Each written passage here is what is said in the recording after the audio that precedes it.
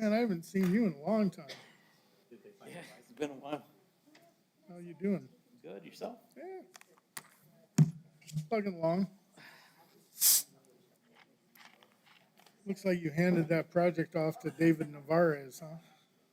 Yeah. Yeah. He's a good guy. Yeah, he is. Super, Yeah. super nice.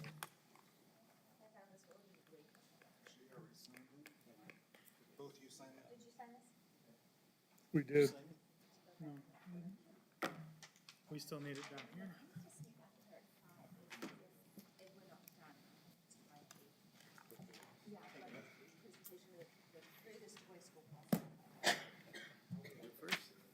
Here. Such a nice guy. I always think of putting yourself third, fourth, or something. Well, we got it.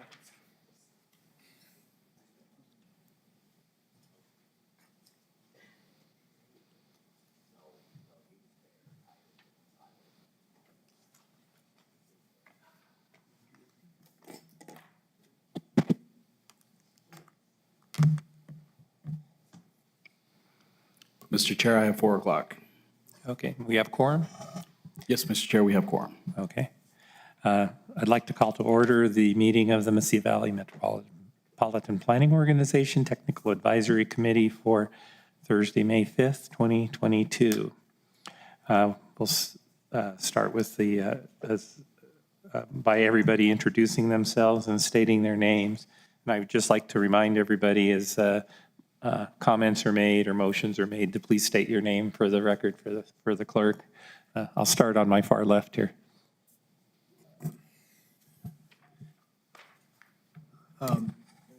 I'm Cotin Lee. I'm with City of Las Cruces Public Works. Gary Skelton, City of Las Cruces Public Works Traffic Management Section. Christina Ainsworth, Community Development Director for Doña Ana County. I'm Mike Bartholomew. I'm the City of Las Cruces Roadrunner Transit Administrator. I'm Ashley Curry. I work for Las Cruces Public Schools, the Safe Routes to School Coordinator. Adam Shea, from Finance Officer from SCRTD, sitting in for David Armijo. Rod McGilvery, Town of Mesilla, Public Works Director. Dave Wallace, Bureau of Land Management. Michael Garza, Engineer Supervisor, Doña Ana County Flood Commission. Rene Molina, Doña Ana County Engineering. Thank you. The next item is going to be the approval of the agenda. Does staff have any changes for the agenda? Mr. Chair, staff does not have any changes. Okay. If I could just ask for an approval by acclamation of the agenda, I'll please say aye. Aye. Point of order, Mr. Chair. Pardon? We need a motion and a second. Oh, we need it. Sorry. I'm ahead of the game here. Okay. Is there a motion to approve the agenda? Thank you, Dominic. Ashley Curry. I put forth a motion to approve the agenda. Is there a second? Christina Ainsworth, I'll second. Okay. Now it's been moved and seconded. All in favor, please say aye. Aye. Next is the approval of the minutes from March 3rd, 2022. Is there any, if people had a chance to look through it, are there any corrections to the minutes? Seeing none, I will take a motion for approval of the minutes. Michael Garza, so moved. Is there a second? Second, Rene Molina. Okay, it's been moved and seconded. All those in favor, please say aye. Aye.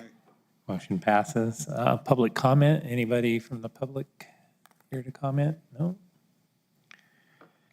Okay, we'll move on to action items. The first one, 5.1, Federal Fiscal Year 2022 to 2027 Transportation Improvement Program Amendments.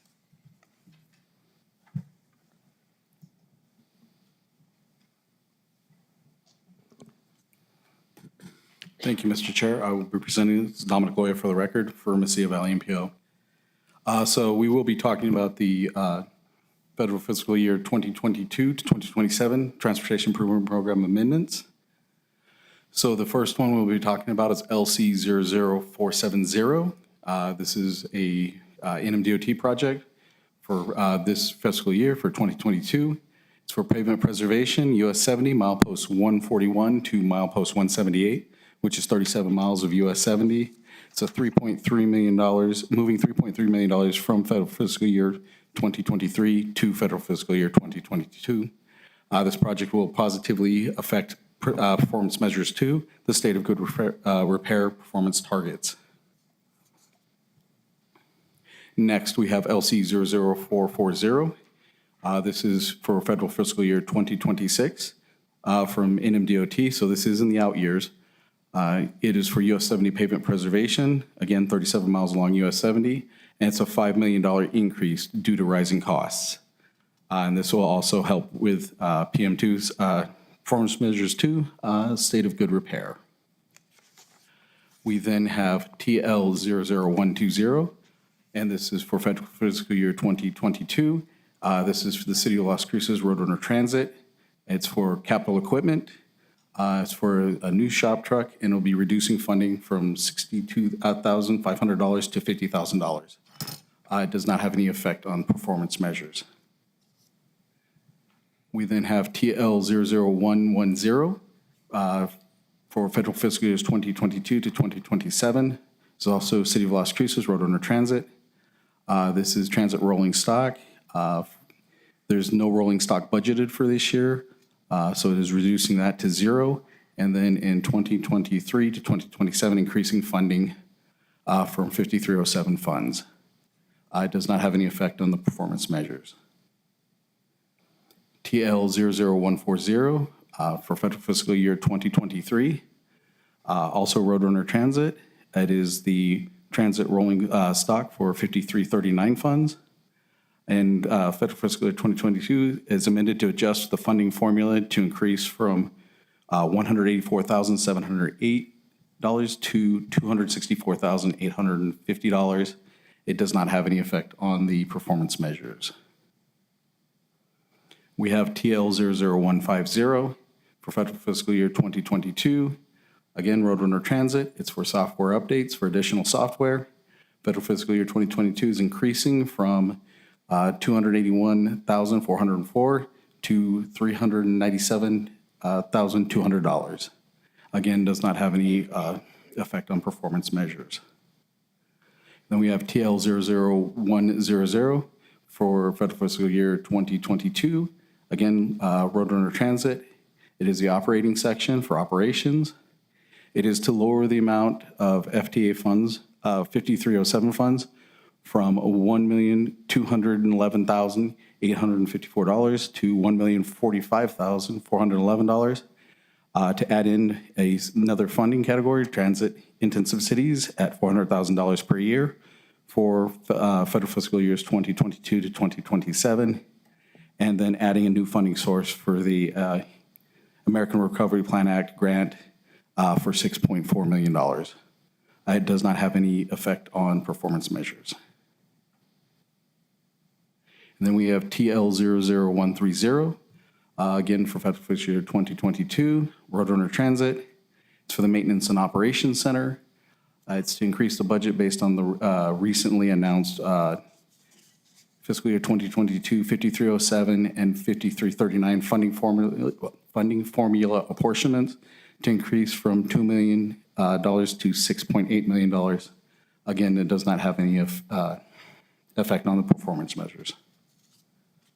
BPAC recommended these approval in their April 19th meeting. Mpo staff is requesting the TAC to recommend approval to the policy committee for this series of tip amendments.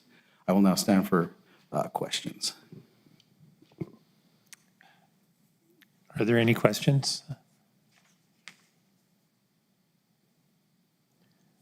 I guess seeing none, we need a motion to recommend this to the these amendments to the policy committee.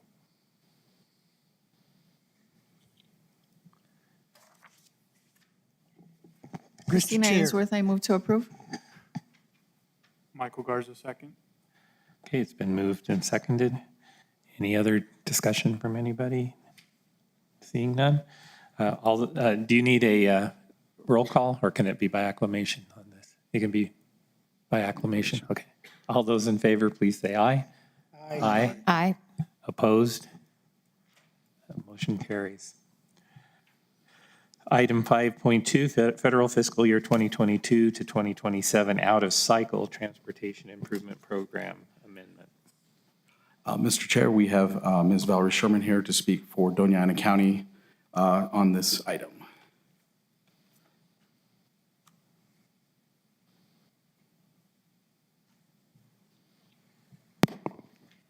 Good afternoon, Chairman and committee members. I'm Valerie Sherman. I'm a planner designer with Doña Ana County. This is regarding project number LC 00390, the Elks Drive Multi-Use Trail for fiscal federal year 2022. The county requested an additional $747,100 of construction funding, where New Mexico DOT's portion is $638,322.62, and the county's required match is $108,777. And the reason why we are requesting the additional construction funding is because the original contract was completed in 2018, and with rising inflation and construction costs, especially over the last year and a half, we need additional monies to complete or continue with the construction part of the project, so we don't have any delays with that. And so I will stand for any questions. Are there any questions for Ms. Sherman? Seeing none, is there a recommendation, a motion to recommend this action to the Policy Committee? Ashley Curry, so moved. Michael Garza, second.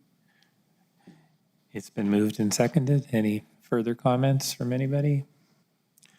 Seeing none, all those in favor, please say aye. Aye. Aye. Aye. Opposed?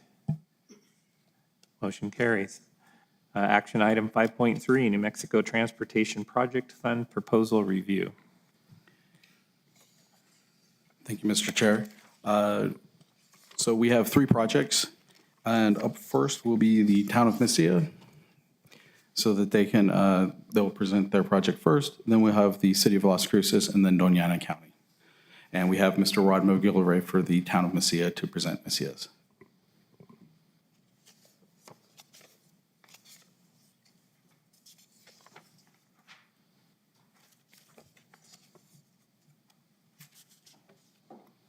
Give him 1 second to put the proper PowerPoint up. Mr. Chair, committee members. So the town of Mesilla is presenting the Calle Santiago Bridge Improvement and Active Transportation Corridor Project for our FY23 TPF call for projects. So the purpose of this project is to provide an active transportation corridor by upgrading and utilizing the existing sidewalk system from NM28, Avenida de Mesilla, through the core of Mesilla. And I've kind of put this map on most of my slides because the most common question is always, can we see the map again? So basically, this project provides safe access and connectivity from NM28 to the Mesilla Plaza, to the church, to the local businesses, the community center, and the post office. This project also adjoins the new plaza pedestrian sidewalk improvements that are underway, and then also there's a new sidewalk on Calle Picacho that's underway. I can kind of show you. So we have a current project that will upgrade sidewalks all the way down Picacho to Calle del Norte. This ties into. And then we also have another ADA project that we're doing at the plaza that this project ties into. So you can see all of these connectivity points. Basically, we're trying to be able to get people through the town into these places. There you can see some of our obstacles. So as you can see that curb across the street, I don't know why that curb cut is a foot above the pavement, but it's kind of what we're dealing with in Mesilla. Irregular surfaces, large elevation changes. So as this is a multimodal corridor project, that's a picture right in front of the church. So this project will add accessible ramps and remove and replace sidewalks. So currently, there's not a safe connectable route from Avenida de Mesilla into town without requiring the street to be used for access. So an individual right now cannot get off the bus and get to the church without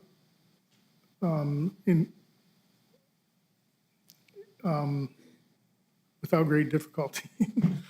If they have mobility issues, it's almost impossible. If they're, healthy, people walk in the street. So ideally, we'd like to get these people off the street onto a safe pedestrian access. This project includes the removal and the replacement of that bridge structure at Calle Santiago and the Mesilla Lateral. The bridge is considered unsafe, can't be altered to accommodate the width of new sidewalks. And that bridge is right there.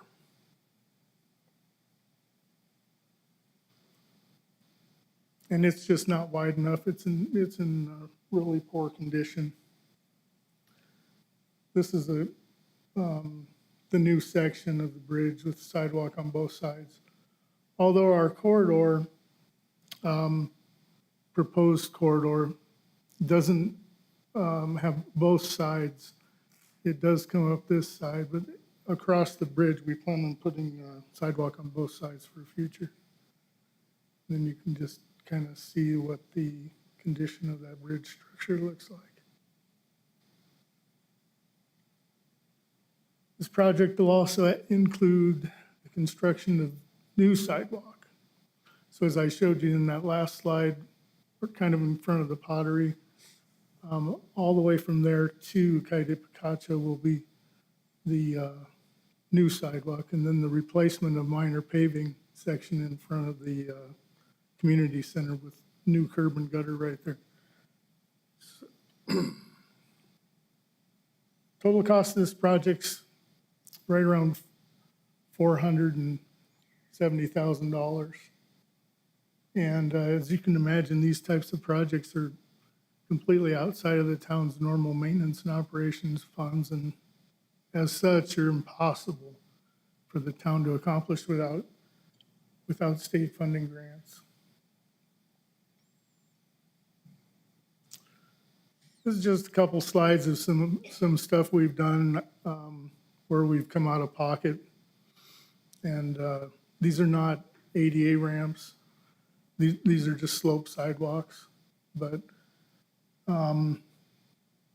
they look great, but they go to nowhere. So, I mean, you got to chip away at this problem one little piece at a time. And that largest picture there is on coming from the church down in Guadalupe. But like I said, when it gets to that point, it ends. You have to walk in the street to get to the public parking lot. And I'll stand for questions. Are there any questions from the committee?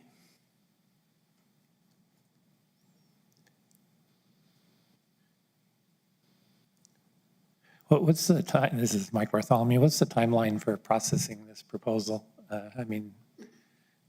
I'm assuming this is going for recommendation to the policy committee, and then what happens after that? Mr. Chair, so next week it will go for recommendation of the policy committee or their approval. And then basically we have to have it in by the end of the month. So, but as it is going next week, we're hoping to have it in by next Friday so that we can just keep it moving forward. Okay. And what's the review timeline that the state has on this?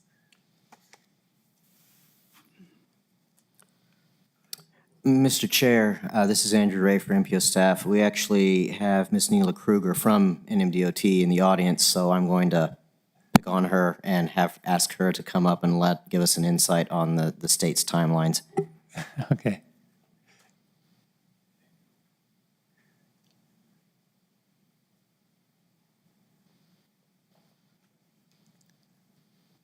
Hello, I'm Neela Kruger, Nmdot Planning Liaison. I'm out of the Santa Fe office. To be honest, our group does not oversee the Transportation Project Fund, so I could look at my timeline, but I think, and if someone from the DOT knows, I think the State Commission will have their selections in September. And so there's various steps, as you may or may not know, but first it goes to the districts prioritize the projects, then it goes to the secretary who approves the projects, and then it goes to the State Commission who ultimately choose the projects across the state. If that helps somewhat. Okay, thank you. Any other questions? If not, I will Mr. Chair, we're doing this as a joint item for all three of the there's more than one. Yes, yes, there is. I'm sorry. So next up, Mr. Chair, we will have the City of Las Cruces and Mr. Ariel Skelton presenting their item. Mr. Chair, I'm going to defer to Mr. Lee. I think he's going to do the presentation for this project. I apologize, Mr. Chair. It'll be Mr. Suguli. Good afternoon. My name is Suguli. I'm a traffic management administrator. I'm going to be presenting our pedestrian safety evaluation, the project. For the general information, Nmdot will fund 95%. If we got the money, then city will match the 5%. And this project will benefit all modes of the transportation, including the pedestrian, vehicle, transit. And this one, specifically, we are focusing on the pedestrian, but eventually will benefit the all mode of the transportation.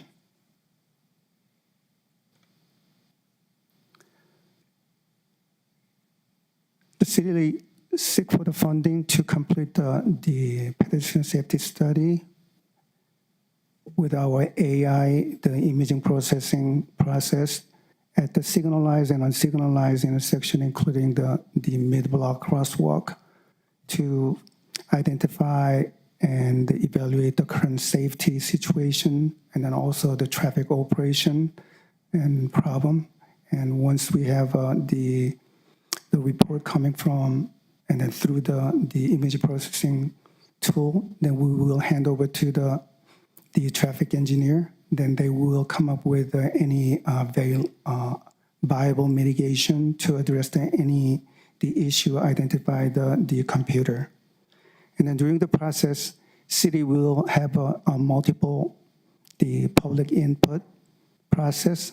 We're going to invite the Las Cruces Public School and the NMSU and then DOT and then many other, the bicycle group and then pedestrian group too.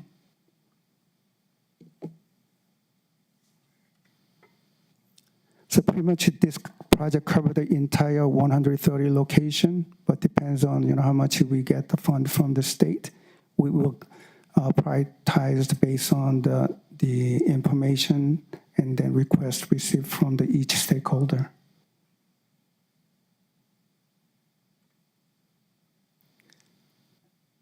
Our current estimate per location is about 17 grand for the actual study, but also we request about $20,000 to prepare the RFP.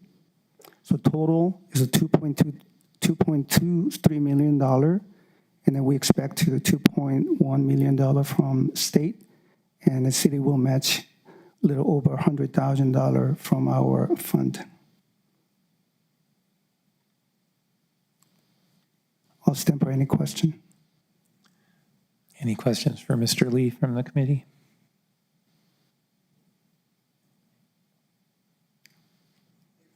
Thank you. Thank you. So, and we have a third one, correct? That is correct, Mr. Chair. And the third presentation will be from Doña Ana County, and that'll be Ms. Valerie Sherman.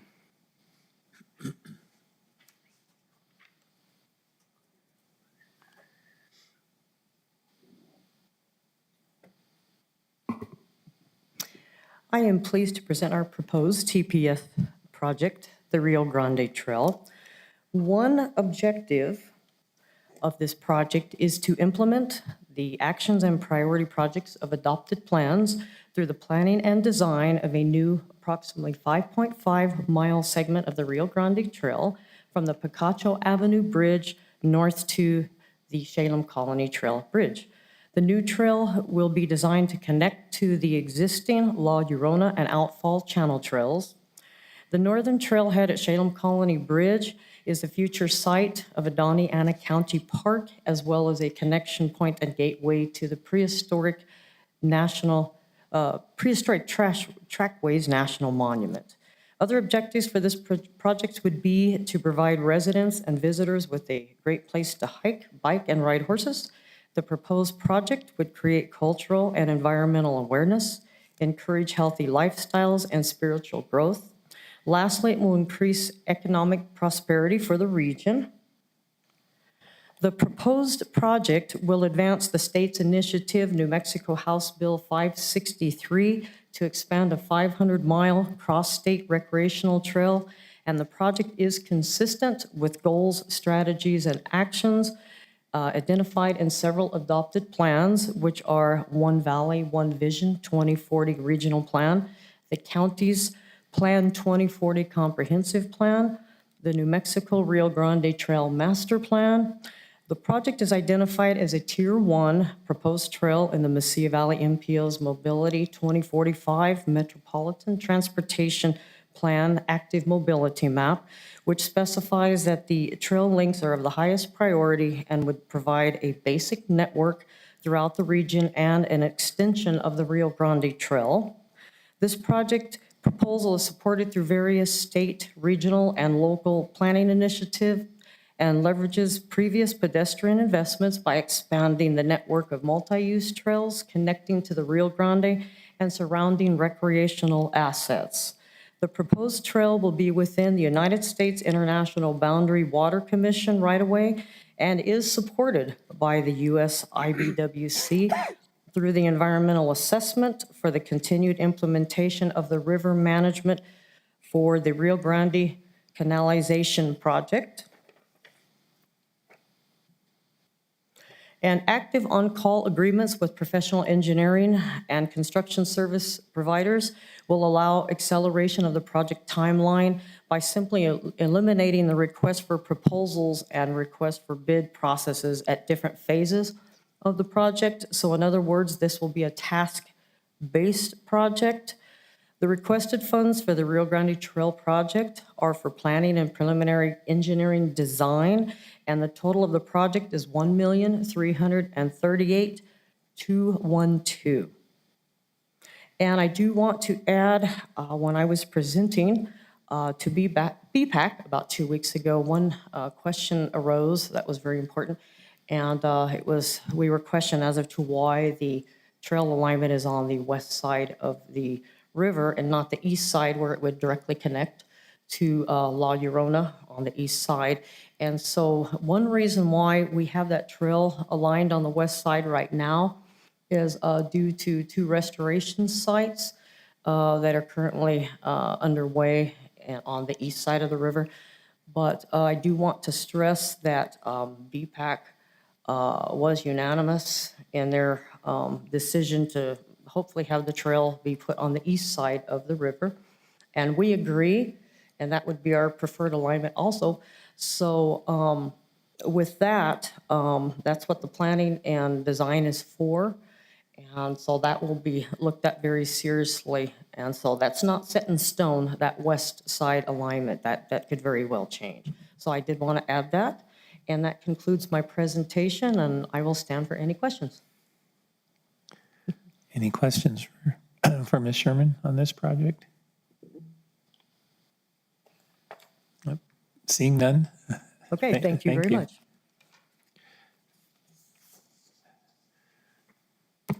So I have a question. Is a recommendation to treat this as a package? Or are we supposed to pick and choose, or what's the recommendation on this? So, Mr. Chair, the recommendation will be as a package. As a package, okay. Mr. Chair, this is Andrew Ray. Just to elaborate briefly, this did come up at BPAC.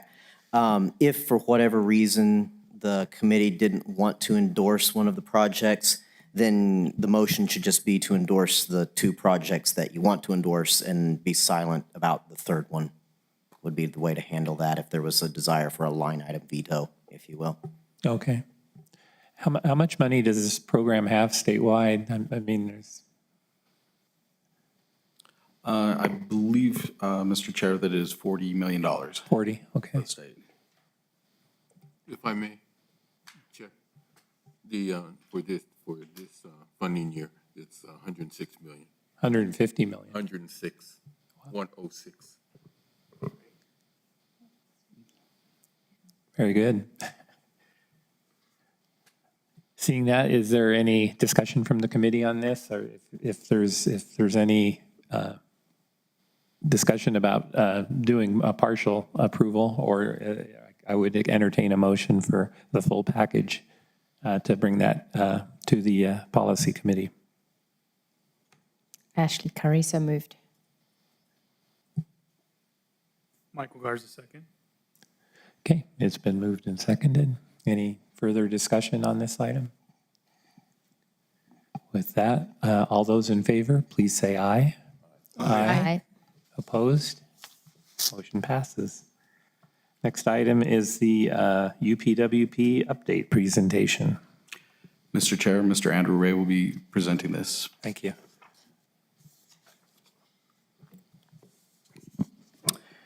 Good afternoon, Mr. Chair, members of the Technical Advisory Committee. My name is Andrew Ray with the Mesilla Valley Mpo staff.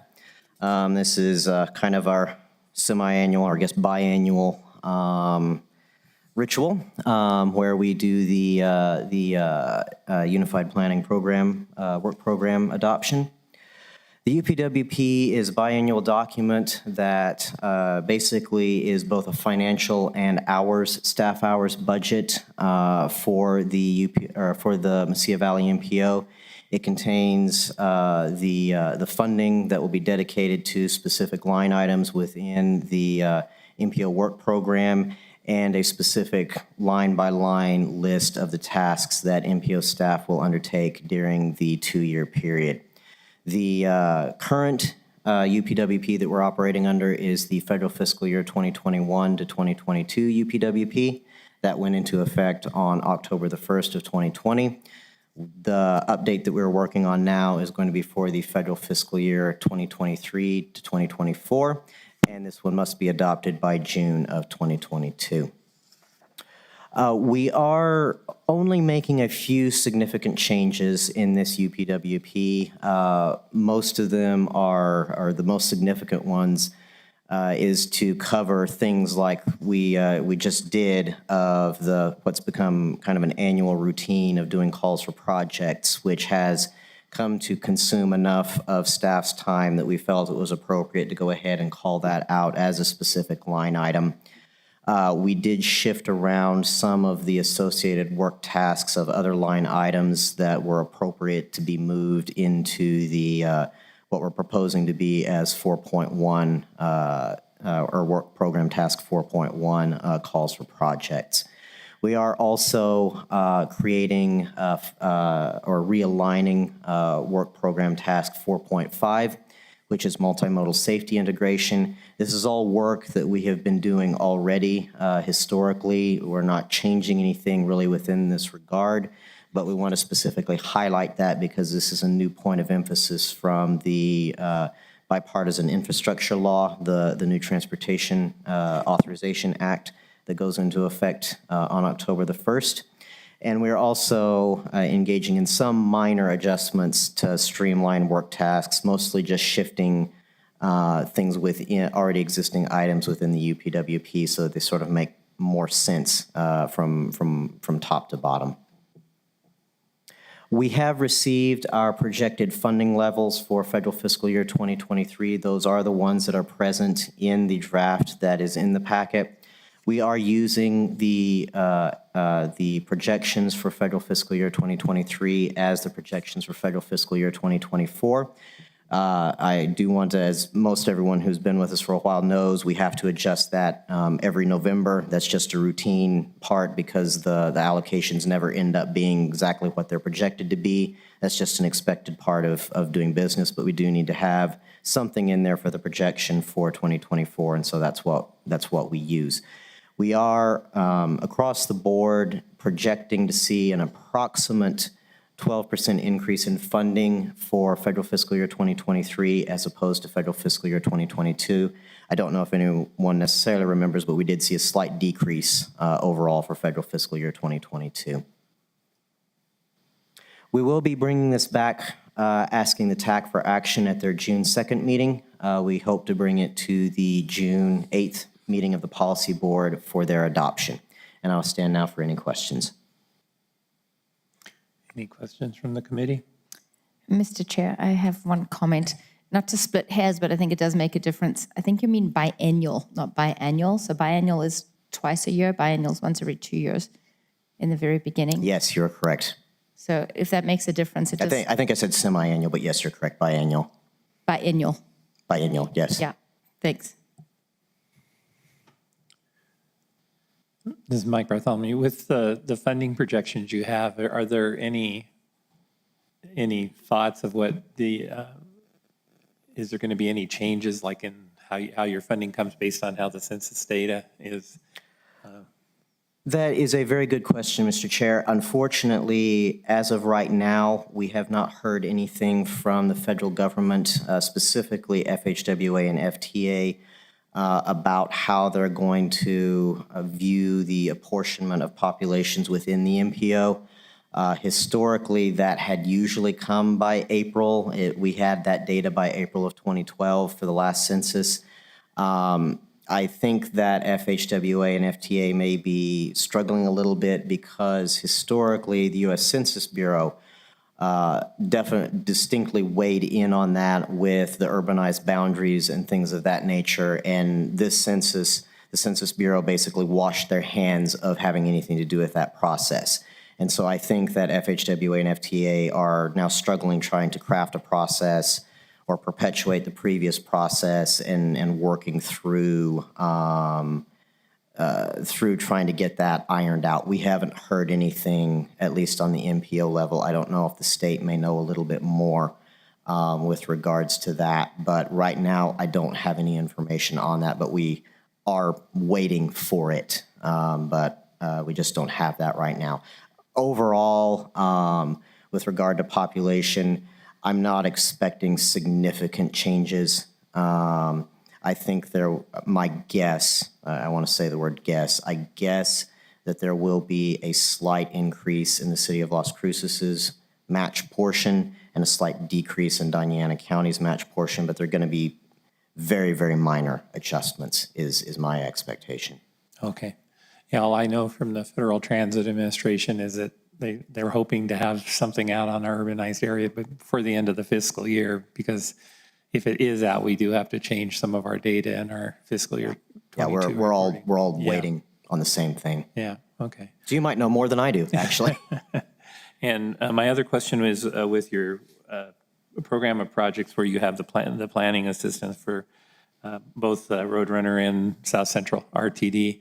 I know we'd had some discussions about sometime having a a longer range transit plan? Is that going to be kind of subsumed under those sections? We have that, I apologize, I don't actually have a packet here with me. We do have a line item talking about that, but we don't have any definitive dates assigned to it because in our conversations, with all due respect with you and with Mr. Armijo, there were no timelines, feasible timelines given to us that we could document to put down. So we do have a line item there, but it's an empty task as of right now. That can obviously be changed. I mean, the UPWP can be changed as needed, as happens every so often. Okay. So it's kind of in there as a holding. It's in there as a placeholder. Yeah. Okay. Exactly right. Thank you. Any other questions? Oh, thank you, Andrew. The next item for discussion is 6.2, bylaws revision and process discussion. Thank you, Mr. Chair. This is Andrew Ray for staff again. At the May meeting, the policy board did designate the subcommittee to review the MPO bylaws. We actually have 3 of the subcommittee members here, all in a row, as a matter of fact. But Mr. Bartholomew and Ms. Ainsworth will be representing the TAC. Ms. Curry will be representing as her role as the BPAC vice chair, but I guess if anybody has any TAC-related concerns, they may feel free to share them with her. We do have a meeting scheduled for May the 25th as our first meeting.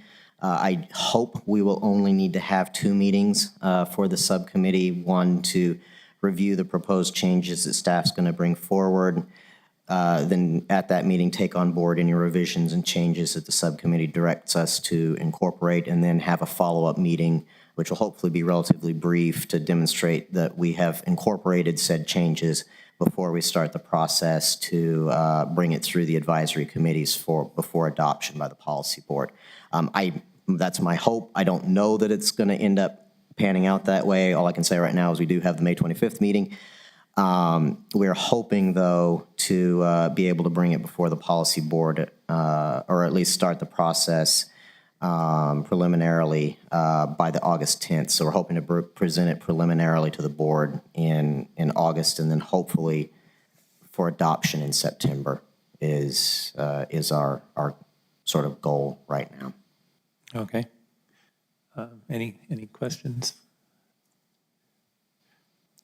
For those of us that are going to be on the steering committee, do we have some homework in advance of that first meeting? Do we have to review anything? We will. We are working on a draft. We're nearly finished with that draft. And we'll probably send it around the week before. It's going to be more for bringing with you to the meeting. We are going to go through all of the stuff line by line. So for the 3 of you, bring your popcorn. It is not going to be fast. You will be there for the duration. But we will be very thorough. We'll be comprehensive. But so we will provide the draft to the members beforehand, but it's a draft. It is just a draft. Okay, thank you. Any other questions of Andrew? Seeing none, thank you. Next item is committee and staff comments, or the next group of items. First is any updates from the city of Las Cruces.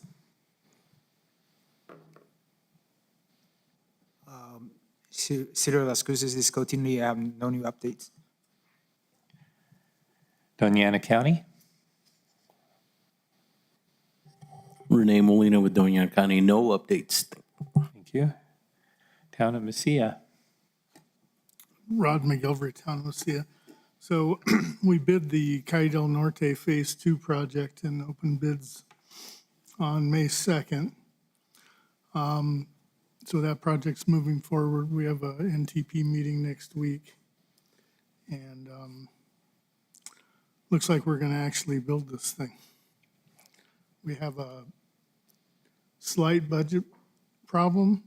The bids were a little higher than with cost escalation because we took so long to get this project out to bid. Fortunately, the way we bid it, we have a base bid and then it's loaded with alternates, so we can kind of pick and choose what we need to bid to spend all the money. So thank you. No, nothing further. Thank you. Las Cruces Public Schools. We are finishing up our school year. It is currently National Bike to School Week, so we have events that have been happening at almost all of the elementary schools, which has been a lot of fun. And we had a successful event on Saturday, our Family Bike Fiesta. We had almost 300 people in attendance for that. So we're doing what we can from the education and encouragement point of view to get kids safely walking and biking. Thank you. I guess I'm up next for Roadrunner Transit.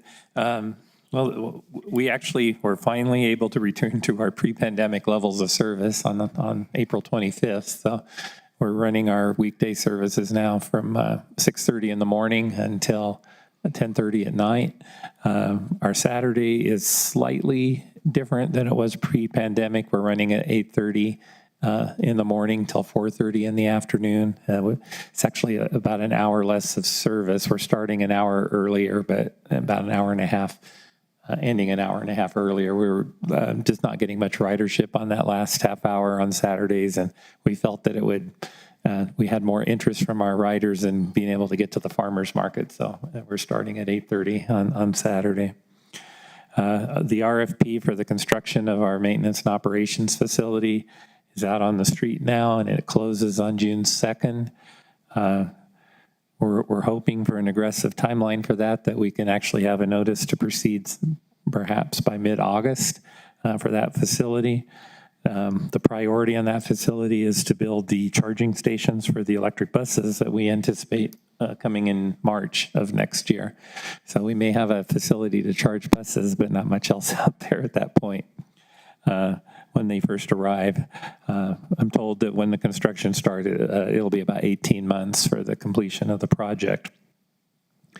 With the announcement of bus and bus facility funding through and LONO funding through the federal government, we're going to be doing two separate applications. Under the LONO, we're doing applications to purchase 7 more battery electric buses to add to the 5 that we already have on order. These 7 that we would purchase off of options that we have with our existing contracts, so we wouldn't have to go out to bid if we get the funding. That's going to be about a $6.9 million project for that. And our other project is to finish off the final funding that we need to build out that maintenance and operations facility that's on Westgate, just south of the city's joint utilities. That's going to be about a $3.9 million addition to the project we have. The total funding that we have for that we're trying to put together for that project is about $31 million to build that facility. And I think that's all I need to update at the moment. Next would be South Central. Yeah, Adam Shea from South Central Regional Transit District. We are also in the process of searching for electric buses to replace some of the buses in our fleet. Also to establish certain charging stations, and these would be located in our Sunland Park facility. And we also are starting to flesh out our van pool program, which is similar to a paratransit, which would go from either Las Cruces to Santa Teresa, or Anthony to Santa Teresa, or for that matter, Sunland Park to Santa Teresa. And like I said, we're fleshing it out. We did purchase 1 van, and we're searching for a second van to be included in that program. And we've hired SBLB to help us flesh out the actual plan for the program itself. Okay, thank you. Next would be Nmdot updates. Harold Left, Nmdot, don't have any updates at this time. Thank you. Okay, thank you. And Mpo Staff updates. Thank you, Mr. Chair. This is Andrew Ray again. We don't really have a whole lot. We've already mostly talked about everything that we've got going on right now, but I do want to highlight the fact that we have had some conversations over the past several years about the 2-year delay in safety, specifically crash data released by the state of New Mexico. There is going to be a presentation given by NMDOT staff, Mr. Franklin Garcia and his team, on this topic, sort of explaining the ins and outs of the program. We do have, I don't know if anyone's noticed on the agenda, which is out now, we do have a resolution that the policy board directed me to put together, urging the state to take a look at ways of streamlining and improving their process so that it's not 2 years going forward. So we will see what happens with that. But I thought I would share that on the technical side is probably an item of some interest to members of this committee. So if you're available, please feel free to attend the meeting next week. When is that meeting? It is at 1 o'clock next Wednesday, the 11th, here in this room. Okay. That's all the announcements you have? That's it. Okay. I think because I already introduced Ms. Provingi last time around. So I'll say again, we're very glad to have her here, though. Very good. Mr. Chair, may I add one more thing? Pardon? May I add one more thing? Sure.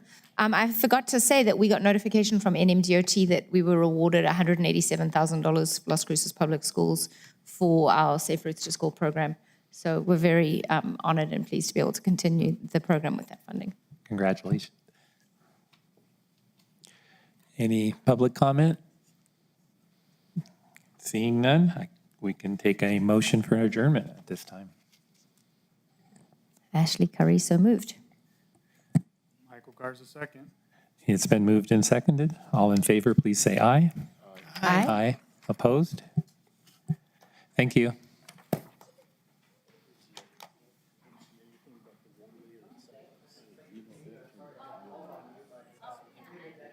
did a good job. Once they got that.